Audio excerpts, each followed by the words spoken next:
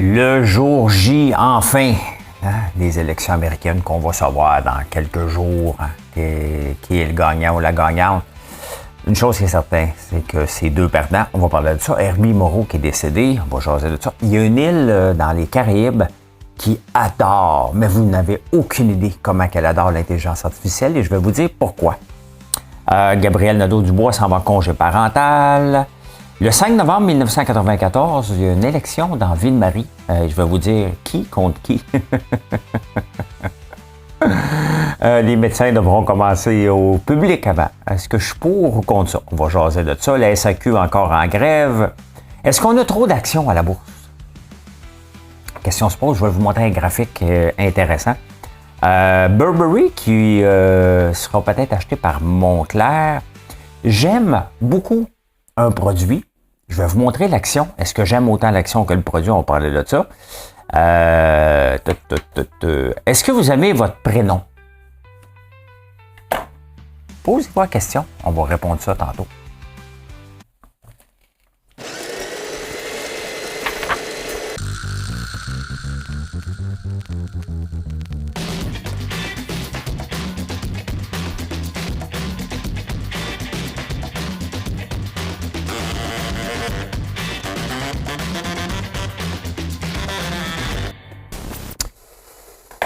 Aimer son prénom, hein? Il y a un adversaire aussi de quelque chose que vous voyez souvent. En fait, vous le rencontrez tous les jours depuis 20 ans. Et des fois, vous le savez. Des fois, vous le savez pas. On va parler de ça. Herbie Moreau, quelle tristesse, hein? Herbie Moreau qui est décédé dimanche soir. Je le connaissais un peu. J'ai déjà passé une soirée avec lui. Je l'avais rencontré à Vegas aux premières de Céline. Je l'ai rencontré quelques fois ici. Je n'étais pas une vedette, là, moi, là, il ne courait pas après moi, là. Mais c'est toujours triste. Hein, je pense à son garçon. Son garçon qui venait de finir, je pense, s'en aller au cégep pour l'université. Bon, on ne sait pas de quoi il est décédé. On ne le voyait plus. On ne le voyait plus. Il avait été accusé il y a quelques années aussi. Donc, ça l'avait mis de côté. Donc, qu'est-ce qu'il faisait pour gagner sa vie? Je n'ai aucune idée, mais que c'est triste pareil. À 56 ans, c'est mon âge, là, j'ai 57. Donc, voilà, ça frappe toujours hein, quand c'est quelqu'un près de nous, mais il n'était pas près de moi, là, mais, ni de vous. Mais je lis les commentaires, et il était près de tout le monde. Hein. C'était comme l'ami à tout le monde, Herbie. Donc, voilà, un trou béant dans le gratin québécois. Hein. Eh bien, je vais faire une prédiction sur les élections qui ont lieu aujourd'hui aux États-Unis. Je lis les journaux, puis je suis tout le temps aussi mêlé que vous, mais je pense que Harris va gagner les élections par pas beaucoup. Et ça va amener les États-Unis, le pays, tout croche, hein, parce qu'il va y avoir des contestations un peu partout. C'est ma prédiction, c'est pas celle que je veux. Hein. Je ne veux ni l'un ni l'autre. De toute façon, ça n'a pas d'impact, on va vivre avec. Là. Mais elle n'a pas montré son leadership, elle n'a pas montré ses compétences. Elle a montré surtout ses faiblesses tout le long de cette campagne-là. C'est juste que c'est quand même déjà spécial que Trump, avec toutes les accusations, toutes les niaiseries qu'il peut faire, tout ce qui peut arriver, il est encore nez à nez avec Harris. C'est juste pour vous montrer que Harris va l'emporter probablement, mais pas pour ses qualités. Parce que c'est pas normal qu'elle soit pas capable de distancer quelqu'un d'aussi tout croche que ça. Mais il dit ce que les gens veulent entendre, sa base, la fameuse base. Hein. On entend souvent parler de ça en politique, la base. Hein. La base, elle va entendre ça. Comme la base de Projet Montréal de Valérie Plante va entendre des espaces verts. Elle leur donne des espaces verts, c'est sa base. Donc ces gens-là, ce sont des ambassadeurs, sont prêts à aller très loin pour défendre leur candidat. Donc, on va voir. Je pense que ça va être Harris. J'aurais préféré personne. c'est sincèrement. Une chose qui est sûre, c'est qu'Harris, avec l'Inflation Reduction Act, hein, quel programme hypocrite. Parce que c'est un programme fourre-tout qui consiste à pomper de l'argent de façon effrontée dans l'économie américaine, qui a engendré l'inflation. Mais quand il l'a appelé l'Inflation Reduction Act, c'est un fourre-tout pour à peu près n'importe quelle entreprise, surtout pour les autos électriques. Mais c'est pas ça. Hein? C'est un programme inflationniste qui coûte extrêmement cher et que le gouvernement canadien a embarqué dedans pour aller chercher notre Volt, entre autres, pour dire non, on ne peut pas le laisser aller à l'autre, donc on va faire de la surenchère pour l'emmener ici. Vous voyez ce que ça a donné. Hein? Dernièrement, en 2024, on a accusé, 2023 aussi, les détaillants, les Loblaws, Sobeys, Métro, tous les grands, d'être trop gourmands sur les prix à cause de l'inflation alimentaire. Wall Street Journal publie un grand reportage sur les middlemen, hein, la distribution alimentaire, qui est souvent, tu sais, les fermiers disent on n'a pas de maudite scène. Les producteurs, le détaillant fait à peine 3-4%. Donc, il y a quelqu'un quelque part qui en fait beaucoup. Et ces gens-là sont dans l'ombre, ne sont jamais nommés. Moi, je n'utilise pas de distributeur. Je distribue mes produits moi-même, ce qui fait que j'ai moins de croissance, bien évidemment. Là. Je suis moins partout que j'aimerais être parce que les distributeurs ramènent ça. Mais ils le font à un coût qui est souvent de 30% du prix qu'ils prennent pour faire ce travail-là. Le problème, c'est qu'ils ne font pas juste ce travail-là. Hein. Il y a des pénalités. Si tu ne rencontres pas, si tu en produis trop, si les dates sont trop proches, ils sont obligés d'aller rechercher des produits. Donc, ils ne font pas juste distribuer. Il y a un paquet de pénalités et de deals qu'on ne voit pas. Moi, j'étais sorti d'un deal comme ça parce que ça me tapait ses nerfs. Le prix était beaucoup trop élevé. Et il y avait toujours des conditions, puis tu étais à merci de ces gens-là. Donc là, c'est étant donné que l'inflation alimentaire, malgré que l'inflation est sous contrôle, l'inflation alimentaire est là.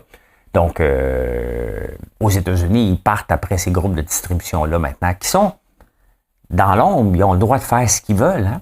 C'est pas un pays communiste là, ou socialiste, donc ils ont le droit de faire ce qu'ils veulent. Mais puis, ils sont pas... on va accuser un fermier, bien entendu, on va accuser Loblaws, mais on n'accusera jamais le middleman, on ne le connaît pas. Donc, ils ont le beau jeu, ils ont le beau rôle, mais les prix augmentent à cause d'eux. Hein? L'île d'Anguilla, est-ce que vous connaissez? Est-ce que vous avez déjà été là? Je connais déjà la réponse, probablement jamais. C'est une minuscule île. Je vous amène, moi, vous le montrer. Ceux qui ne le voient pas, prenez pour acquis que... attendez un peu, là. Donc, on a Miami. En bas de Miami, il y a Cuba. Hein? Après Cuba, vers l'ouest, on a Haïti, la République dominicaine qui se partagent une île. Hein? Après ça, on a l'île qui a fait partie des élections, Porto Rico, qui est encore un petit peu plus à l'ouest, dans les Caraïbes, et un petit peu plus à l'ouest, en haut d'Antigua et Barbuda. Sainte-Lucie, Barbade, Grenade, Trinité de Tobago s'en vont vers le bas. Donc, quelque part à l'ouest de Porto Rico, un petit peu en haut de Barbuda, Antigua et Barbuda. Donc, on a les îles Anguilla. C'est ça, Anguilla Island. Pourquoi je vous en parle? Parce qu'Anguilla Island, AI, intelligence artificielle. Ici, notre suffixe pour nos sites web, c'est .ca. Donc, quelqu'un qui achète un .ca, le gouvernement, ce que je comprends, là, en tout cas, il y a quelqu'un qui a de l'argent. Anguilla leur appartient. AI. Donc, tous les sites qui ont un AI à enregistrer, le gouvernement d'Anguilla a de l'argent. C'est un petit pays de 14 642 personnes. Ils ont 32 millions de revenus qui proviennent de tout AI. On pense à Perplexity.ai, Google.ai. Tout ce qui va sortir .ai leur apporte des revenus. Pour les 14 000 personnes, c'est 20% de leurs revenus. C'était pas prévu, ça. C'est niaiseux, mais c'est de la création de richesse. Hein? Tu as 32 millions qui rentrent 20% de leur budget. Là, on s'entend, c'est minuscule. Je ne sais même pas s'il y a des places pour aller en touriste là-bas. J'ai aucune idée. Mais Ils sont bien contents que les haies explosent, eux autres. Hein? Et dernièrement, on a vu Nicolas Duvernois prendre un congé. Il est à bout. De peu votre cas. Il y a Poche et Fils qui parle beaucoup de des problèmes de compagnie, de distribution en ligne, comment réduire les coûts, comment on redresse ça. Il a fait une série, on redresse ça. Et on l'a vu dernièrement avoir un nouveau partenaire. J'ai vu aussi sur les réseaux sociaux Beigne d'antan qui se cherche un partenaire. Donc, on est dans le même... Faire des beignes, on fait des beignes. On est dans les mêmes types de beignes, là. Mais il y a de la place pour tout le monde. J'aime mieux voir moi et Beigne d'antan gagner que Tim Hortons.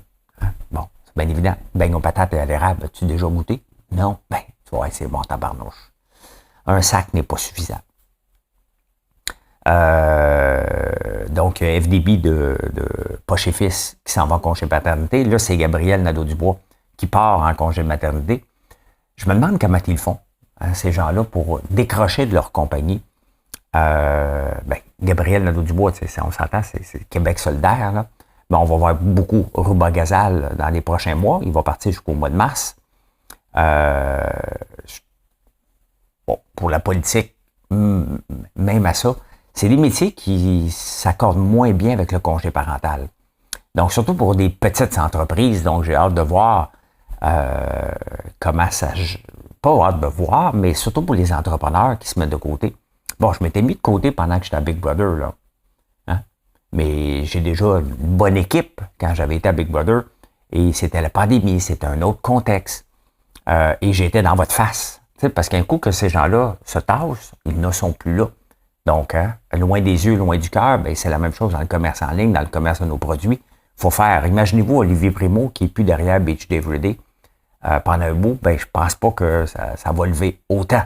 Et tous ces produits aussi, il y a une belle équipe, mais il reste qu'il y a le front de ça. Donc, bravo de prendre le risque, parce que c'est un risque énorme pour l'entreprise. Donc, voilà. Québec.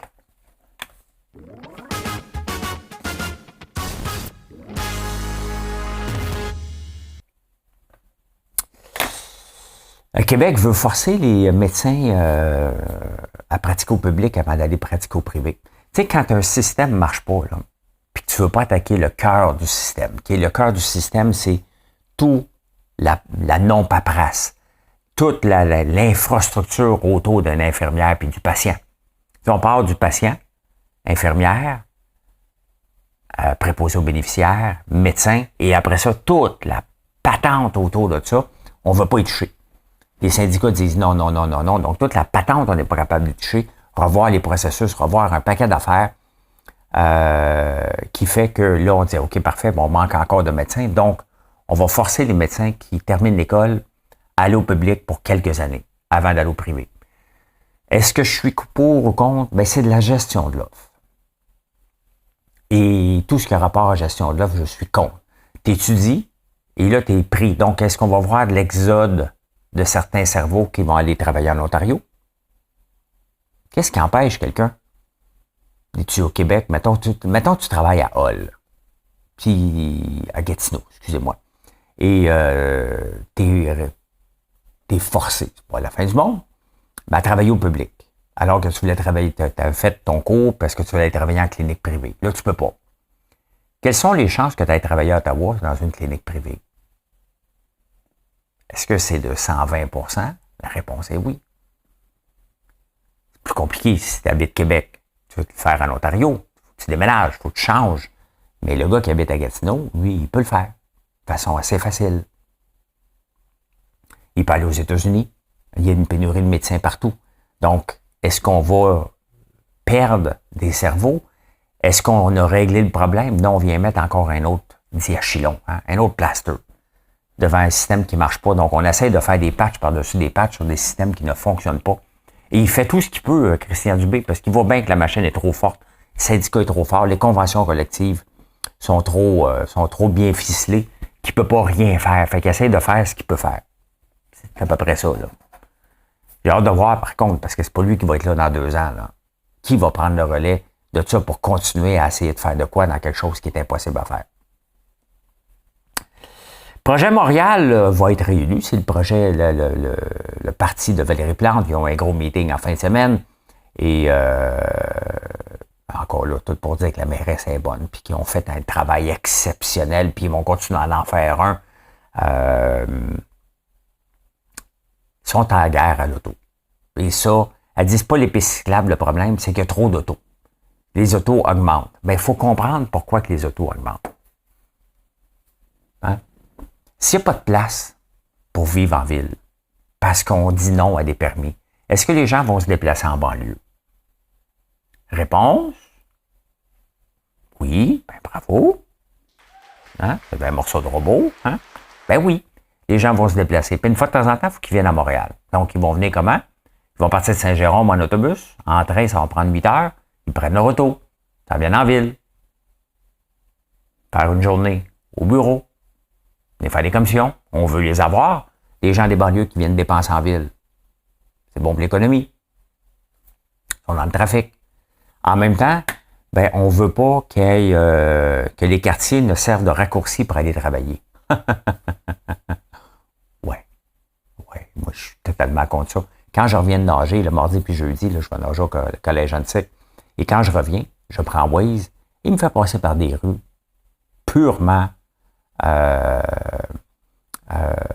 quartiers. Des quartiers. Là, pas au lieu de rester pris dans Jean Talon puis Saint-Urbain, puis toute la même personne, toute la même gang, mais il me fait passer par un paquet de places. Et je sauve quoi? 15 minutes selon le trajet que j'aurais pris autrement.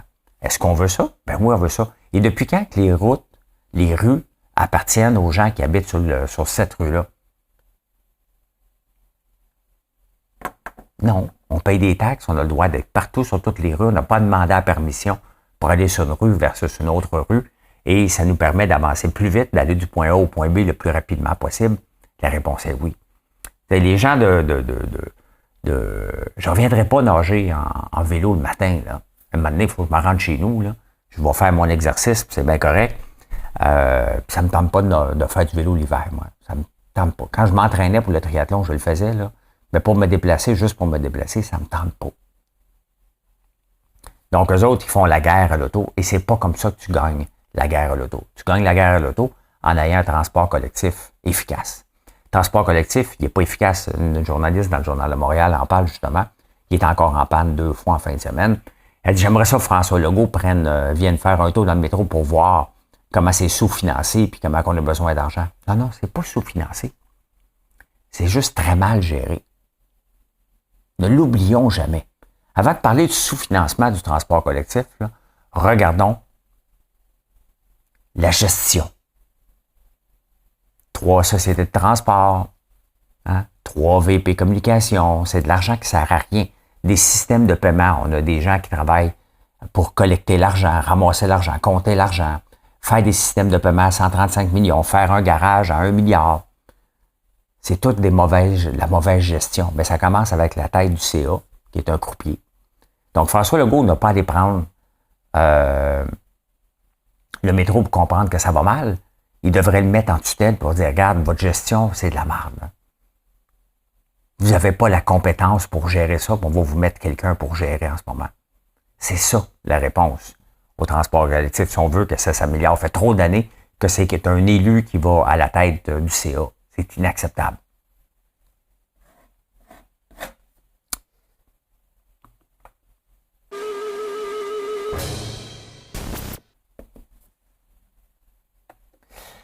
Je vous amène en 1994. En 1994, je vous rappelle que j'arrivais à Montréal. Ça fait 30 ans. Et non seulement j'arrivais à Montréal, mais on n'est pas... c'est pas si loin que ça quand tu y penses. Et pourtant, en lisant les journaux de 1994, un populiste affronte une lesbienne dans la plus hétéroclite de tous les districts.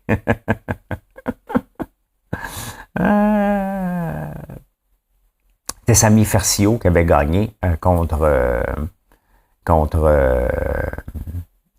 Samy Fercio qu'on a vu longtemps là. Contre Claudine Metcalfe, qui est une politicienne lesbienne, comme si c'est bien important. Surtout le mot, ça me grince les dents en parler. Ça révèle être une jeune femme de 31 ans. Il y a une lesbienne qui s'affiche.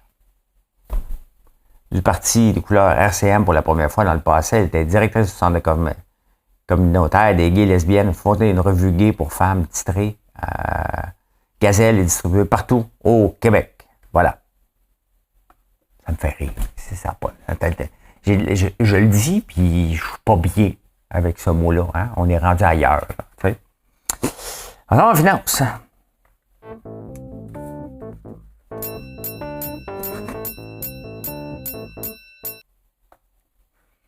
Les journaux sont paresseux, hein, la fin de semaine. Fait que quand je prépare le show du mardi avec les journaux du lundi, la finance, il faut que je creuse un peu plus. Mais il y a toujours quelque chose d'intéressant. Puis je vais vous montrer ça tout de suite. Hein. BYD, grand concurrent de Tesla, s'en va au Brésil. Il y avait une usine Ford qui a fermé. BYD va le prendre. Le Brésil, c'est un marché de 200 millions. Hein. On a le BRIC. Hein. Brésil, Russie, Inde, Chine et l'Afrique du Sud qui sont pas encore des géants, mais sont en train de se positionner. Et même raison, il y a des tarifs aussi pour les autos chinoises au Brésil. Ils ont décidé d'aller s'installer là-bas. C'est un marché immense, bien plus grand que le Canada. Là. Hein? Bien plus grand que le Canada. Et le Canada, qu'est-ce qu'on va faire avec les autos? On n'a pas d'auto électrique. Là. Il n'y a pas grand concurrent là, ici. Si on veut que ça soit prêt pour 2035, les autres pays s'organisent. On va attendre que ça vienne du Mexique. Pourquoi qu'on n'ouvre pas les portes? If you can beat them, join them. C'est connu depuis toujours, ça. Ce n'est pas en mettant des tarifs épouvantables qu'on va arriver en 2035 des surtaxes. On n'arrivera pas. Northvolt, le rêve d'avoir notre filière électrique ici, ça ne marchera pas. Ça ne marchera pas. Ben, le Brésil l'a compris. Probablement que tous les autres pays du BRICS l'ont compris aussi. Ben, la Chine l'a compris, bien évidemment. Là, on va voir avec si c'est Trump ou Harris, mais mettons que c'est Trump, ben, les accords de libre-échange vont sauter. Pas de problème à mettre de la surtaxe si on veut mettre des surtaxes. Il faut s'attendre à en avoir en retour, si on est prêt à vivre avec ça, 100%. Mais il faut qu'on développe quelque chose. Au lieu de courir après un Northvolt, qui est une start-up, qui n'avait rien prouvé, pourquoi qu'on n'a pas été courir après BYD pour les emmener ici? Il y a une autre compagnie qui s'appelle Great Wall of China. Great Wall Motors, ça me fait penser à GMC, GWM. Aussi, ils font des camions. Pourquoi qu'on n'a pas été courir après une compagnie chinoise établie dans leur pays pour venir s'installer ici? Puis de bâtir des autos ici. Pourquoi qu'on n'a pas fait ça? Je rappelle que toutes les machines de Northvolt, c'est des machines chinoises pour faire les batteries et qui sont opérées par des Chinois. Just saying. Hein? En passant, BYD est déjà la deuxième auto la plus vendue au Brésil, quand même. Hein? Et au Mexique, 10% des autos vendues au Mexique sont chinoises. Quand même. Hein? Pas juste électriques, là, chinoises en général. Les intérêts, bien écoutez, on parle des élections, là, mais la vraie chose pour les marchés boursiers, il y a deux affaires cette semaine. Le marché boursier, là, on va le regarder, mais ça va être du chaos. On n'est pas capable de prédire. Personne ne peut dire vraiment ça s'en va vers là, ça s'en va vers là. C'est le chaos. Mais une chose qui est certaine, c'est que le marché devrait s'améliorer cette semaine parce que les taux d'intérêt vont baisser aux États-Unis aussi. L'inflation est un peu plus sous contrôle. Donc, on devrait s'attendre jeudi à une baisse à 0,25. Les marchés vont déjà l'avoir assimilé. Si on a qui est victorieux entre Trump ou Harris pour jeudi. Donc, mais je doute. Je pense qu'on va le savoir la semaine prochaine réellement. Hein? Je vous montre un graphique plus qu'intéressant. Attendez un peu. On revient ici. Regardez. Est-ce qu'on est trop exposé aux actions? Hein? En 1990, les maisons, là, voyons, j'essaie de trouver le mot en anglais, là. Canadian Household Stock Market Exposure Near Record Level. Donc, en 1990, la plupart des gens avaient 15%. Tout le monde avait à peu près 15%. C'est à peu près ça, là. D'actifs financiers en bourse. Bon, j'ai trouvé le bon mot. Donc 15%. Aujourd'hui, on est à 46%. Donc presque un ménage sur deux a des actions à la bourse. Est-ce que c'est bien? Est-ce que c'est mal? Moi, je n'ai pas d'obligation. Je suis full exposé aux actions. Vraiment. Est-ce que c'est bien ou c'est mal? Dans un horizon, puisqu'on ne peut pas prédire comment les marchés vont aller. Et il y a quelqu'un qui m'avait posé la question hier, il dit, j'ai la même âge que toi, tu parles sur un horizon de 20 ans, tes placements boursiers, mais si j'ai 57 ans, est-ce que je vise 20 ans? La réponse est toujours 20 ans. 20 ans, là, on couvre les potentiels que ça tombe pendant longtemps. On réinvestit à chaque mois. Donc, j'ai effectivement une très grande exposure, comme probablement beaucoup d'entre vous, à différents niveaux, vis-à-vis des actions. Mais c'est ce qui permet de nous enrichir. Et ça se peut que les 10 prochaines années soient la catastrophe en bourse. Ça se peut. Est-ce que j'y crois? Non.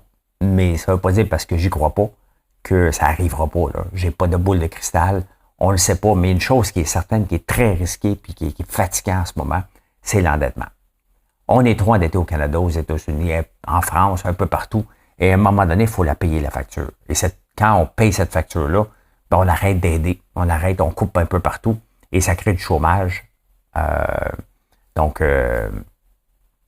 Mais oui, on est très exposé. 50% quand même. Près de 50% des gens qui ont des actions. C'est beaucoup. Est-ce que c'est trop? Moi, je vise encore 20 ans. Ça ne veut pas dire que ça va tomber et qu'on ne peut pas en retirer de nos actions. Hein? Ça ne tombera pas de 100%. Si vous êtes dans le S&P 500, il ne tombera pas de 50 puis de 60%. Là. Ça n'arrivera pas. Là. Okay? Si ça arrive, c'est plus, même les obligations, c'est vos maisons, on s'en va vers une crise pas mal. T'sais, mettons que le marché boursier, le S&P 500, tombe de 50% en un an. Là. Ben, c'est plus grave que ça, la situation. La situation est que l'économie, en général, est la catastrophe totale. Parce que c'est un reflet de l'économie, la bourse. Là. L'économie va bien en ce moment. Oui, à cause du taux d'endettement, il ne faut jamais l'oublier. Burberry qui allait pas bien à bourse, et ça, c'est toujours un danger lorsqu'une compagnie ne va pas bien à bourse. Pourquoi? Parce qu'elle peut être un potentiel d'achat. Ben, je dis qu'elle n'est pas bien, là. On va regarder sur 5 ans. Il y a eu le pic dans la bourse 2023 pour Burberry. Et depuis ce temps-là, il est tombé de 2618 à 614. Une débarque de 4 fois. Là. Ça fait mal. Là, il remonte parce que Moncler a déposé une offre d'achat pour l'acheter. Ils veulent les acheter. Donc, une augmentation de 5%. 40$, mais sont à Londres, eux autres, donc c'est 40 pounds, j'imagine. Donc, 5% d'augmentation potentielle. Moncler voudrait les acheter. C'est ça, hein? À 2600, ça commence à être cher. À 600, ben c'est toujours plus avantageux. Et c'est ce qui se passe souvent. Quand on voit une belle compagnie qui prend des débarque à la bourse, ben là, on voit des fusions-acquisitions, des potentiels d'achat parce que tu peux l'acheter à rabais. Je n'ai pas vu à combien ils voulaient l'acheter, là. Donc, pour l'instant, c'est une rumeur. Une rumeur. Vous savez, je vous parle souvent de mon petit ordinateur Raspberry Pi. J'adore le produit. Ils viennent justement de sortir une carte intelligence artificielle que je vais probablement acheter pour faire d'autres bébelles. Je programme avec ça, puis j'ai mis tous mes scripts de finance. Quand je vous parle d'un paquet de choses ici, ça roule là-dessus. Regardez, le titre était venu à la bourse, à Londres, à 339. Puis il vaut combien aujourd'hui? Il est arrivé à la bourse à 355. Il en vaut 339. Et tu sais, souvent, quand j'étais dans les dragons, puis je serais un acheteur de ton produit, mais pas un investisseur. Et on peut le voir, là, c'est un cas typique. En ce moment, l'action n'est pas intéressante. Est-ce qu'elle pourrait l'être à un moment donné? Je ne sais pas, mais vous voyez, hein? C'est pas que le produit n'est pas bon, pas que les gens n'aiment pas ce produit. Il y a un paquet d'ambassadeurs de ces produits-là, mais ça ne lève pas à bourse, tout simplement. Donc, il faut séparer des fois l'amour d'un produit versus l'action. Hein? Il y a une autre compagnie qu'on doit surveiller maintenant parce qu'il y a Novo Nordisk, qui est quoi, 10% du chiffre d'affaires du Danemark, maintenant, du PIB du Danemark. Tu as Eli Lilly qui va super bien, mais il y en a un autre qui s'en vient, qui s'appelle Viking. Et Viking augmente en ce moment de 25% parce que les essais cliniques vont très bien sur la perte de poids. Ils ont une pilule au lieu d'une Mounjaro et peut-être que je me trompe là, mais il me semble que Novo Nordisk et Mounjaro, c'est une injection. Tandis que celui-là, c'est une pilule qu'on prend par la bouche. Hein? Ben, c'est pas toujours évident. On peut apprendre par ailleurs. Là. Un petit suppositoire. Là. Mais donc, ça va bien. Il pourrait être un compétiteur, puis il va en avoir un paquet d'autres. Hein? Maintenant, c'est comme n'importe quoi. Ça peut passer la phase 1, la phase 2, puis péter à la phase 3. Mais une augmentation de 25% lundi là-dessus.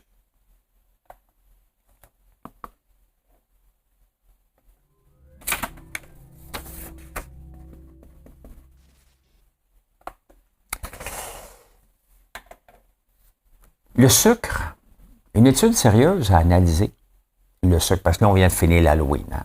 Et là, on dit que les enfants sont ben trop excités à cause du sucre.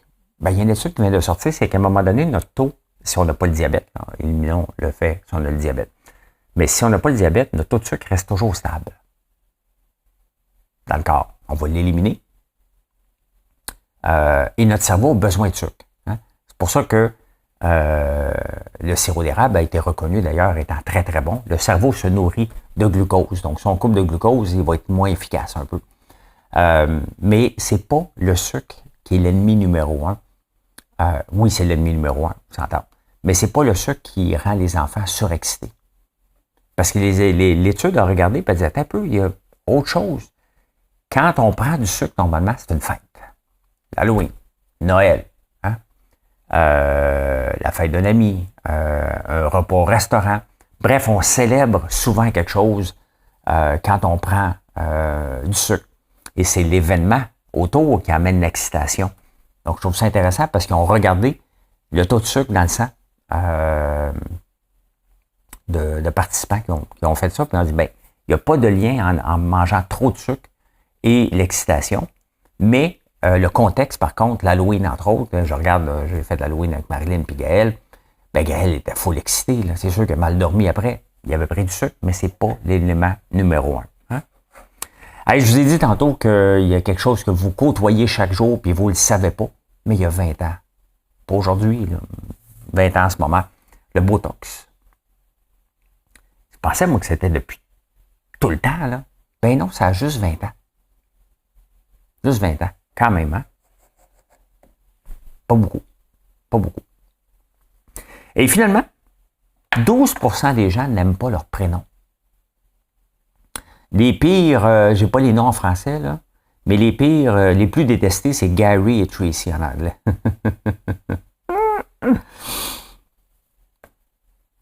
Une personne sur 5 aurait aimé avoir le nom d'une célébrité. Comme là, j'ai regardé les Taylor, il n'y en a pas beaucoup en ce moment. Là. Peut-être que ça va venir un petit peu plus tard, là, Taylor Swift. Là. Donc, parce que 8% des parents vont nommer leurs enfants sur une pop star qui trippe. Donc, j'ai comme l'impression que les Taylor, dans 10 ans, il va en avoir beaucoup parce que ceux qui trippent sur les Taylor ne sont pas en moi. Ils ne sont pas en âge d'enfanter. 12% des gens n'aiment pas leur prénom. Est-ce que ça vous est déjà arrivé? Mon frère est un qui s'appelle Yannick avec un J. Ça lui tapait ses nerfs, puis il avait demandé à ma tante André à un moment donné, la mère de mon cousin, comment faire pour changer son nom pour Charles. Il était tanné de Yannick. Donc, il a fait partie de ceux-là. Mission accomplished. Merci d'être là encore une fois. Je vous souhaite une excellente journée. Venez nous voir sur françoislambert.one. Et si vous n'avez pas fait de like encore, je ne l'ai même pas demandé ici, ben merci de le faire.